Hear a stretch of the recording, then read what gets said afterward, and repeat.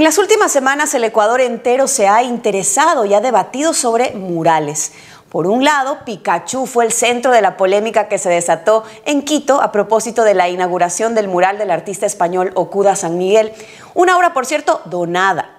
La crítica giró en torno a la no vinculación de Pikachu con la gesta libertaria que cumplía su bicentenario. Y claro que no tiene vinculación, pero el mural tampoco pretendía tenerla. Quizá el error fue el marco de su presentación. Por otro lado, el mural encargado por la prefectura de Pichincha al artista ecuatoriano Pavel Egues, cuyo costo asciende a casi $500,000. El cuestionamiento es que no hubo concurso público, sino asignación directa. La justificación de la prefectura es que Egues es el más grande exponente del muralismo ecuatoriano. Las polémicas se van, pero las reflexiones quedan. Y hoy queremos entender mejor el muralismo desde su expresión y uso de espacio público, pero también a nivel de recursos públicos. ¿Cómo entender sus costos? La Contraloría podrá determinar si la inversión de la prefectura de Pichincha se justificó o no. Pero al mismo tiempo, ¿es posible hacer eso? Porque ¿cómo se evalúa el arte? Por supuesto, siempre respetando a los artistas, aclaramos que esta conversación no es una crítica de arte, sino de la política pública que en muchas ocasiones no entiende el arte. ¿La cultura está a la carta? Hemos invitado a Api Tatán, que es muralista latinoamericano, artista visual, creador. Sus obras en Ecuador y en otros países de Latinoamérica y Europa transforman los espacios urbanos, nos recuerdan quiénes somos, de dónde venimos. Api Tatán está escribiendo la historia del Ecuador contemporáneo y los libros de historia del arte así lo van a relatar. Bienvenido. Hola Natalie, muchas gracias por este espacio. Muy contento de estar acá para poder conversar un rato. Exactamente, vamos a un poco conversar, exactamente ampliar esta información para poder también ayudar al debate que se ha generado. Yo quisiera empezar preguntándote cómo entender el muralismo en el contexto primero de recursos públicos. ¿Cuándo podemos decir que sí está bien designado un recurso y cuándo no? Y bueno, no solo del muralismo, del arte en general, porque recordarás que aquí en Guayaquil también hay unas famosas manos que costaron cerca de $780,000 y que también fueron designación directa, ¿no? Entonces, primero conozcamos tu criterio en torno a esto. Bueno, primero que nada pienso que el mundo del arte es un espacio en el que es muy difícil que la lógica de los costos nos haga sentido, porque influyen muchísimos aspectos como los materiales, la trayectoria del artista, la complejidad de la obra, el tiempo de realización de la obra, los recursos y la logística que implica generar una obra. Entonces, quizás para la mayoría de gente estos aspectos estén por fuera del conocimiento que tienen y por ende un rubro tan alto pueda parecer absurdo. Sin embargo, yo pienso que sobre todo en el arte público que tenemos que pensar en términos de durabilidad, en muchos casos se emplean técnicas que son costosas, que son complejas, que implican una logística, digamos, que no es sencilla y por ende los costos terminan siendo bastante elevados. Se cuenta con un equipo de gente, se cuenta con maquinaria, entonces todo este tipo de rubros hacen que el costo incremente y también está, como les mencionaba, tema de la trayectoria del artista. Entonces, bueno, puntualmente hablando del caso del mural de Pavel Egues, es una técnica que básicamente es una impresión, porque no es que la obra se pintó a mano, sino que es una impresión hecha en baldosas, digamos, es una reproducción que está pensada para durar. Pero ahí me parece importante que también analicemos el porqué del arte, ¿no? Como para qué existe el arte, porque he visto que muchas personas en redes sociales cuestionan la presencia del arte, dicen, ¿por qué la prefectura gasta tanto dinero si es que tenemos problemas en el asfalto de las vías, si es que tenemos delincuencia, si es que tenemos X, Y, Z?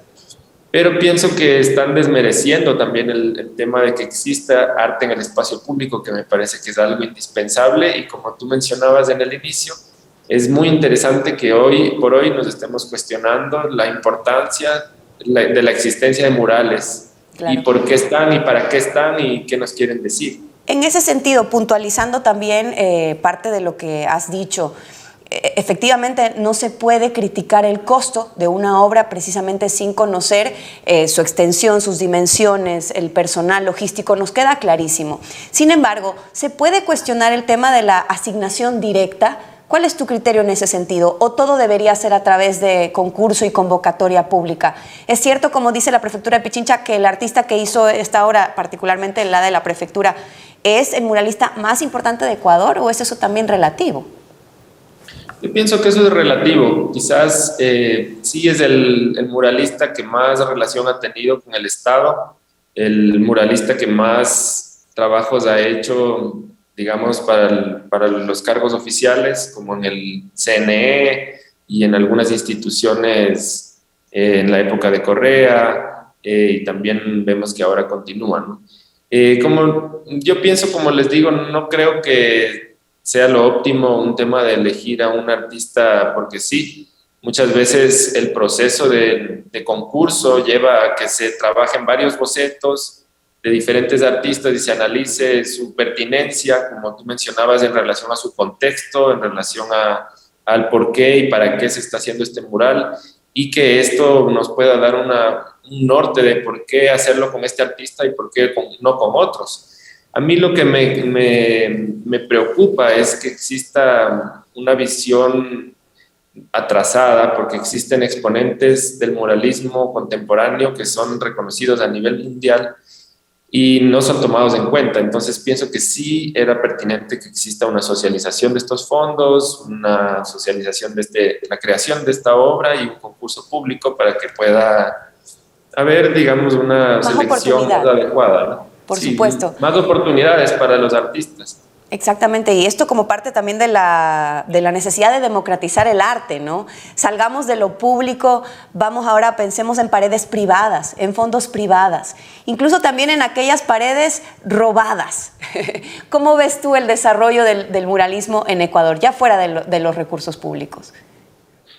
Bueno, pienso que si nos ponemos a entender el tema de la expresión, de la intervención en el espacio público, es algo natural para el ser humano. Lo vemos desde las épocas de las cavernas. El pintar las paredes nos ha permitido entendernos a nosotros mismos, entender nuestro entorno, entender cómo funciona el sistema y tener una opinión al respecto.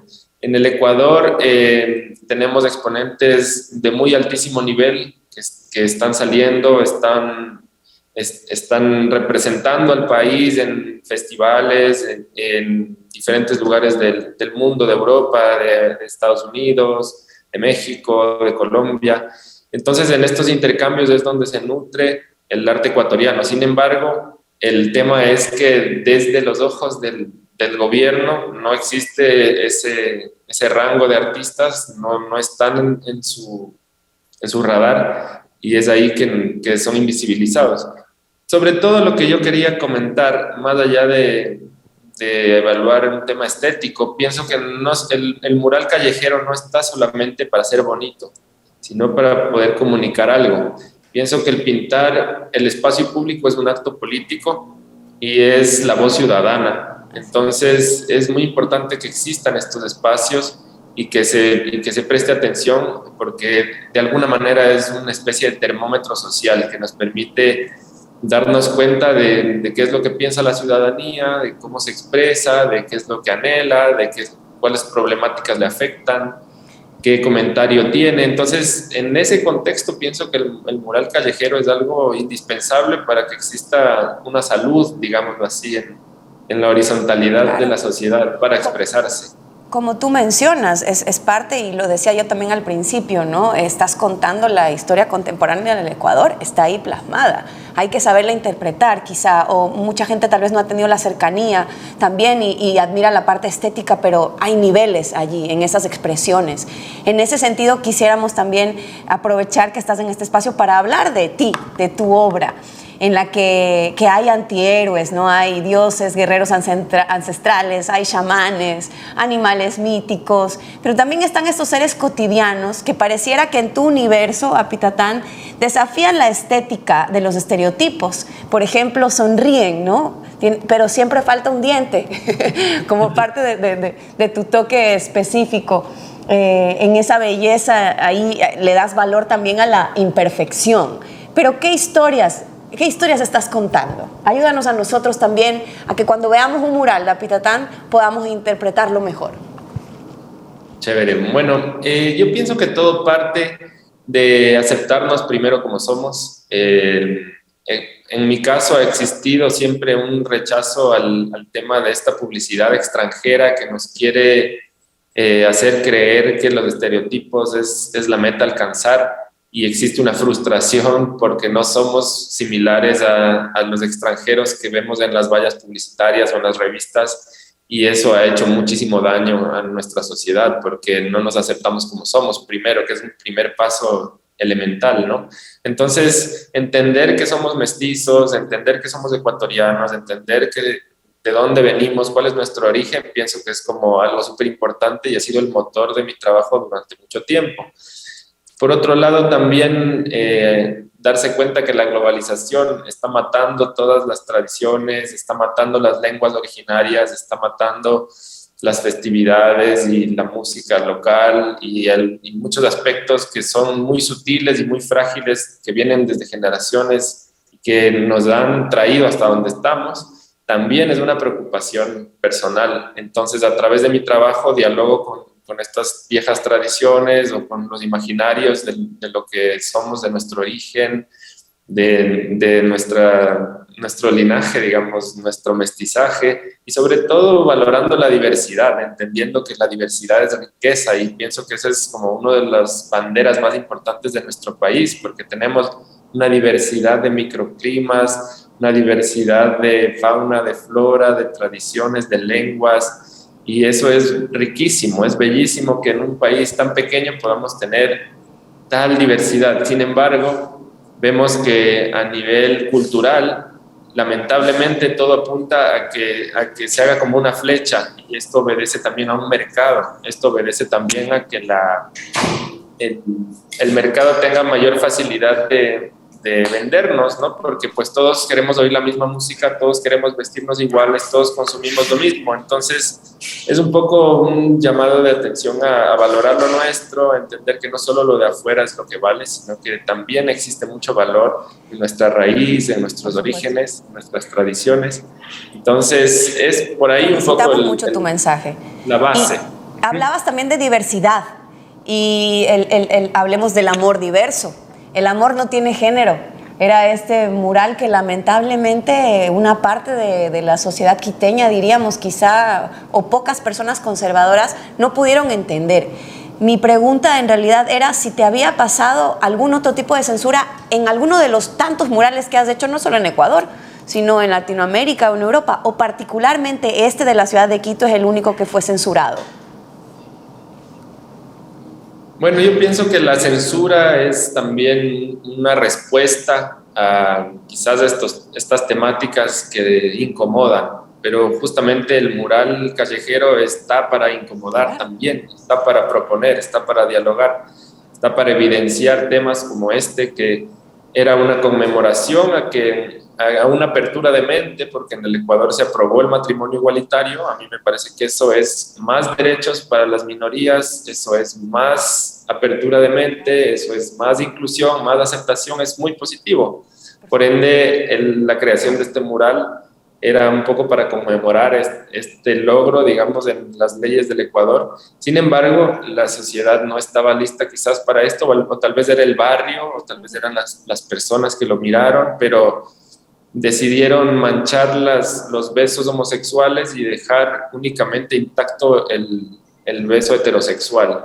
Y en las redes sociales se desató también toda una polémica alrededor de que por qué los niños tienen que ver eso, ¿no? Como pensando como si esto les fuera a hacer daño a los niños. Pero pienso que justamente está en la infancia el futuro de la patria, que es algo que se ha dicho mucho, es muy gastado ese dicho, pero son los niños los que tienen que nacer y crecer con una visión que no sea racista, que sea inclusiva, que pueda aceptar las diferencias. Entonces, es un poco esa línea, ¿no? Y sí han habido otros murales que han sido también censurados. Pinté un mural en Guayaquil que se llama El ladrón que roba ladrón, 100 años de perdón. Lo recuerdo. Lo pinté en el centro financiero de Guayaquil. Y un poco nos habla de este círculo vicioso de la corrupción, ¿no? En el que no existe un solo culpable, porque también el ladrón robando al político, ¿no? Un poco era el hombre de traje del maletín.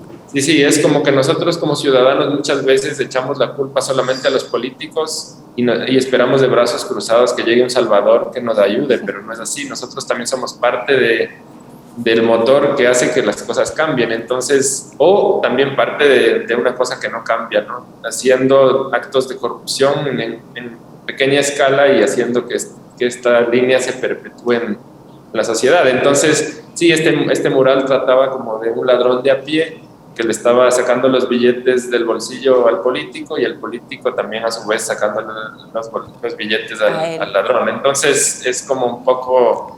Lo recuerdo, fue una genialidad. Quizás no es algo bonito, ¿no? Pero es algo que se tiene que decir y es algo que se tiene que concientizar. Entonces, estos murales que tienden a topar temas quizás un poquito más sensibles, muchas veces son censurados porque hay personas que prefieren que la ciudadanía no se cuestione nada, ¿no? Entonces, o que solamente tengamos acceso a publicidad.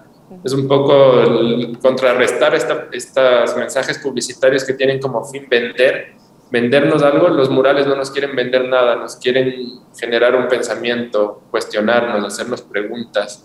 Entonces, ahí la importancia de que existan estos espacios y estas imágenes. Me quedan 3 preguntas cortitas. Una tiene que ver con todos los murales, tu obra que has pintado en Ecuador específicamente. Empecemos ahí.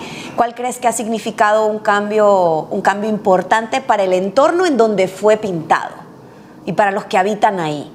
Por tanto, tiene un valor muy especial. Sí, para mí yo pienso que este mural justamente del que hablamos, el mural de Guayaquil, he conversado con muchas personas de la ciudad que me han comentado que ha sido como muy importante porque ha marcado una diferencia de las imágenes que se han hecho con anterioridad, que solamente buscan un goce estético y no tienen un trasfondo de pensamiento. Así también un mural que pinté en Quito, en la zona de Chimbacalle, con un gran equipo de colaboradores, un mural de 500 metros cuadrados que nos llevó bastante tiempo realizar, en el que seguimos conversando sobre la importancia de la raíz, de nuestros orígenes, de entender que también nuestros ancestros tenían una sabiduría que no debemos hacer de menos, ¿no? Nuestra relación con nuestro entorno, con la siembra, con la cosecha, con los alimentos que consumimos y con nuestro calendario y con nuestras actividades, nuestras festividades. Entonces, todo este tipo de cosas pienso que hacen parte de este universo. Y también, como tú mencionabas, están estos otros murales que hablan de la cotidianidad, de la manera en la que hablamos y de también sentirnos orgullosos de nuestra identidad y de quiénes somos, ¿no? De acuerdo. Un poco seguir buscando qué es lo que nos hace únicos y diferentes y especiales y no querernos parecer al gran rebaño. Entonces, por ahí va también un poco el asunto. Apitatán, si tuviéramos la oportunidad de ir a cualquier lugar del mundo en donde haya un mural tuyo, ¿qué país nos recomendarías visitar? Bueno, yo pienso que quizás el más importante que he pintado está en la ciudad de Ámsterdam, en el Museo de Street Art, se llama Strat, queda en una antigua fábrica de barcos y hay murales gigantescos de artistas de todo el mundo, de América Latina, de Europa y de Asia.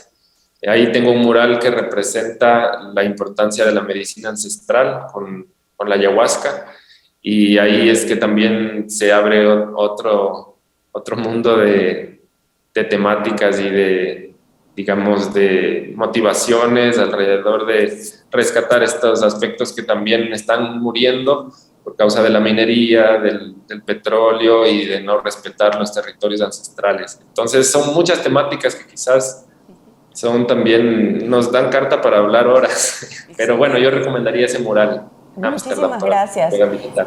Ojalá lo podamos ir a visitar prontito. Imagino, y esto ya para terminar y de manera muy informal te lo pregunto, yo te imagino caminando por la calle y te imagino diciendo, qué buena esa pared, ¿ah? Aquí vendría bien un mural. ¿Haces eso realmente? Sí, totalmente. Es riquísimo poder caminar y mirar los espacios donde se podría intervenir. Lamentablemente ahora en Quito se aprobó hace algunos años una ordenanza municipal que nos impide pintar con libertad en el espacio público. ¿Tienes que tener el permiso del municipio para hacerlo? Sí, y este permiso se gestiona con trámites muy complejos que se equiparan a la publicidad. Entonces te piden que tiene que ir el dueño del predio con sus documentos, tienes que ser aprobado un boceto por la administración zonal y se demora muchísimo y es muy complejo. Entonces eso ha hecho que el arte callejero aquí en Quito como que disminuya mucho y obviamente se enmarque dentro de la ilegalidad. También como vemos a los policías persiguiendo grafiteros o muralistas en lugar de estar combatiendo la delincuencia. Entonces, o se equipara, ¿no? Se pone en el mismo saco, se lo cataloga como vandalismo. Claro. Entonces, eso es bastante triste. Entonces, un poco para ir pendiente, cerrando, ¿no? Será pendiente los concejales, particularmente de Quito. Podrían presentar alguna reforma a esta ordenanza. O también como sociedad, ¿no? Podríamos todos también unirnos, presentar firmas. Definitivamente el arte urbano se requiere por lo que significa para la misma sociedad y en la creación de esa identidad de la que tanto hablamos, pero que tampoco conocemos. Sí, justamente yo pienso que es indudable la importancia que tiene la expresión, la libre expresión, sobre todo la libertad de expresión es un valor fundamental, la importancia de expresarnos en el espacio público y que exista, digamos, esta voz ciudadana que pueda ser palpable, que podamos escucharla, que podamos mirarla, que podamos relacionarnos y dialogar con ella. Y sí, pienso que todas estas polémicas de Pikachu y del mural de Ewes también han servido para poner un foco en la importancia de los murales callejeros y por qué están, para qué están, qué quieren decir. Y no todo es arte también, no todas las intervenciones que están en el espacio público tienen que ser catalogadas como arte. Sin embargo, todas tienen una importancia y tienen una razón de ser y también está la tolerancia, el respeto a este tipo de expresiones. Entonces, me parece muy interesante y muy valioso que hayan estado estas polémicas y que podamos reflexionar sobre la importancia del arte, del mural callejero, de la voz ciudadana y de todas estas temáticas que a la final nos afectan y nos atraviesan a todos, ¿no? Totalmente. Si pudieras elegir una pared en cualquier lugar del mundo, ¿cuál sería y qué pintarías hoy? Qué difícil tu pregunta. Creo que las paredes tienen un contexto y es importante conversar con ese contexto, como tú lo dijiste en el inicio. Entonces, dependiendo de la ciudad y de la ubicación del muro, pues claro, son temáticas distintas y intenciones distintas. Por ahora, pues, seguir pintando mi ciudad de Quito, pues a retomar ese buen hábito de seguir haciendo intervenciones y seguir viajando, ¿no? Como un peregrinaje del color en el que podemos ir viajando y aprendiendo de otras culturas y también llevando la bandera de la nuestra, que me parece que es importante. Te agradecemos muchísimo por lo que haces. Nomás por un tema de curiosidad, ¿las dos pinturas que tienes atrás son tuyas o son de otros artistas? Acá tengo un par de... Les muestro rapidito. Aquí tengo como un par de obras que están en proceso. Wow, qué lindo. Muchas gracias. Y ahora también trabajando indoors, trabajando en pintura tradicional también para tener obras que piensen en la durabilidad, puesto que los murales desaparecen, ¿no? Es un arte efímero y esa es su naturaleza. Entonces también trabajar en estas piezas que puedan permanecer un poco más en el tiempo. De acuerdo. Es posible comprar tu obra y lo pueden hacer, de hecho, en www.apitatam.com, ¿cierto? Sí, pueden contactarse conmigo también si quieren sacar una cita para conocer este espacio en Quito. Qué bonito. En el que estoy trabajando en estas nuevas piezas. también podemos hacer piezas por encargo. Uy, yo me Pues, apunto ahí. ya. La próxima vez que esté en Quito, voy de visita. Claro que sí, con gusto. Muchísimas Estamos en gracias a contacto. Pitatán por un poco ampliar nuestra mente y nuestro conocimiento sobre este tema tan importante que hemos estado debatiendo las últimas semanas. Muchos éxitos. Muchas gracias, Natalie. Un buen día para todos. Gracias, un abrazo también para Quito y para todos ustedes, amigos. Gracias por la sintonía. Hasta aquí llega este espacio de entrevistas, pero recuerden que nos volvemos a encontrar el día lunes a las 7:55 de la mañana. Buen fin de semana.